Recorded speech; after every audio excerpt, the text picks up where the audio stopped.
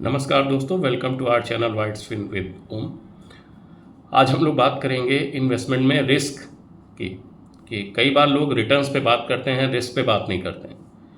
Parallelly भले हम investment चाहे जितने कर लें, वो रिटर्न को देख को करते हैं, लेकिन हमें रिस्क को भी समझना चाहिए।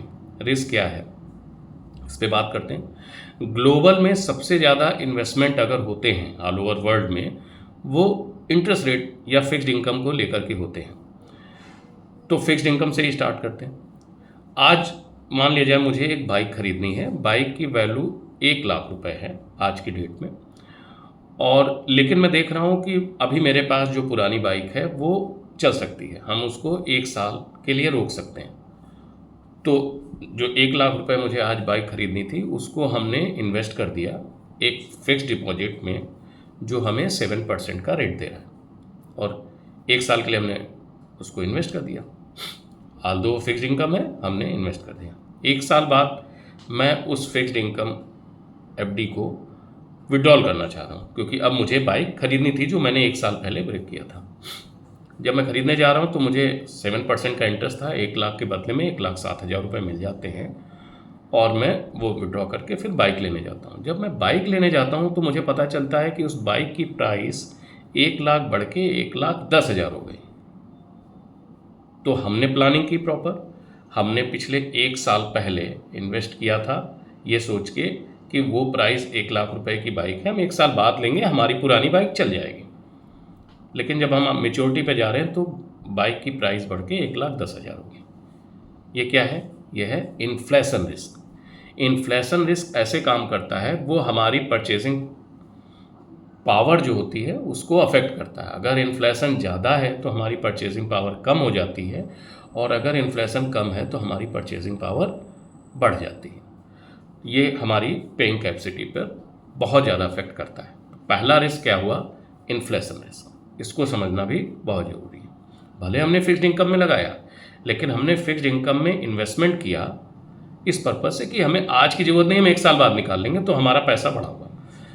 लेकिन इन्फ्लेशन बढ़ा 10% के रेट से, हमने फिक्स्ड किया 7% के रेट से, इन्फ्लेशन बढ़ा 10% के, तो भी हमें 3% का कर्टेल रहा, वो हमें अपनी जेब से पे करना पड़ा। अब दूसरी चीज़ सोचिए, अगर हमने इन्वेस्ट ना किया होता, हमने सेविंग बैंक में रखा होता, तो वहाँ तो 2.5-3% ही रिटर्न मिलता, तब तो हमें 7-8% का अप्रॉक्स में बर्डन पड़ता, तो वो तो और बुरा है।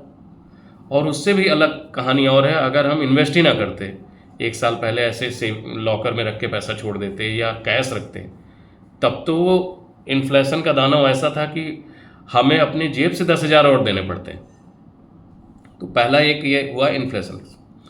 दूसरा क्या होता है कि कई बार होता क्या है कि हम इन्वेस्ट करने जाते हैं, इसी को पैरेलली हम समझते हैं कि एक इंस्ट्रूमेंट हमें 7% का रेट दे रहा है, एक दूसरी कंपनी है या दूसरा बैंक है या दूसरा कोई फाइनेंस कंपनी है वो 8% का रेट दे रहा है, और एक तीसरा और जगह मैंने पैरेलली सर्च किया तो वो 9% का रेट दे रहा है। यानी सेम टेन्योर 1-1 साल के लिए 7%, 8%, 9%। ऐसा क्यों है? ऐसा इसलिए है क्योंकि वहाँ पे क्रेडिट क्वालिटी में रिस्क है।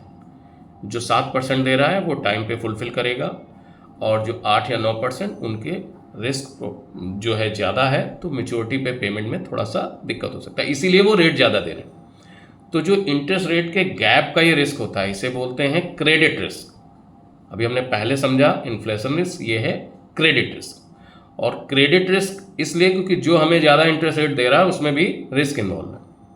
ठीक है ना? अब तीसरा टॉपिक आ जाता है। मान लिया जाए कोई हमें 5 साल के लिए हमने प्लानिंग की, हमने 5 साल के लिए एक फिक्स डिपॉजिट लिया, और 5 साल के लिए 7% के रेट पे हमने वो फिक्स कर दिया। 5 साल बाद हमारा रिक्वायरमेंट है, हम उस पैसे को निकालने जाते हैं। जब पैसे हमने निकाल लिए, अगर हमारी ज़रूरत नहीं है तो हम उसको वापस से री इन्वेस्ट करते हैं। तो री इन्वेस्टमेंट के टाइम पे फिर से इंटरेस्ट रेट की साइकिल देखी जाती है। हो सकता है इंटरेस्ट रेट आपको जो पिछले 5 साल में टाइम पे आपने इन्वेस्ट किया था 7% मिला, अब जो है या तो 8% भी मिल सकता है या फिर 6% भी मिल सकता है। तो अगर 8% मिला तो वो आपके लिए रिवॉर्ड है, लेकिन अगर वो 6% मिल रहा है यानी वो भी एक रिस्क है। तो अगली जो एफडी होगी वो अगले रेट पे होगी, यानी 6%। तो ये कहलाता है री इन्वेस्टमेंट रिस्क। री इन्वेस्टमेंट रिस्क, यानी जब आप वापस से री इन्वेस्ट करने जा रहे हैं उस समय क्या इंटरेस्ट रेट मिलेगा, दैट इज री इन्वेस्टमेंट रिस्क। एक दूसरा रिस्क आता है सेक्टर स्पेसिफिक। हम एक पर्टिकुलर सेक्टर में पैसा डालते हैं, अब वो सेक्टर चल गया तब तो फिर हमारा बहुत अच्छा रिवार्ड मिलता है, लेकिन अगर वो सेक्टर नहीं चलता है तो हमारा बहुत बड़ा रिस्क उसमें लगा होता है। इन्वेस्टमेंट के टाइम पे हमारे पैसे पे बहुत अफेक्ट पड़ता है, तो इसे बोलते हैं सेक्टर स्पेसिफिक रिस्क। एक और है मार्केट रिस्क। मार्केट रिस्क क्या होता है कि हमने अभी तक सारे जो 3 रिस्क पे बात की, आइदर वो इन्फ्लेशन रिस्क हुआ या फिर आपका क्रेडिट रिस्क हुआ या री इन्वेस्टमेंट रिस्क हुआ, ये फिक्स्ड इनकम से रिलेटेड है।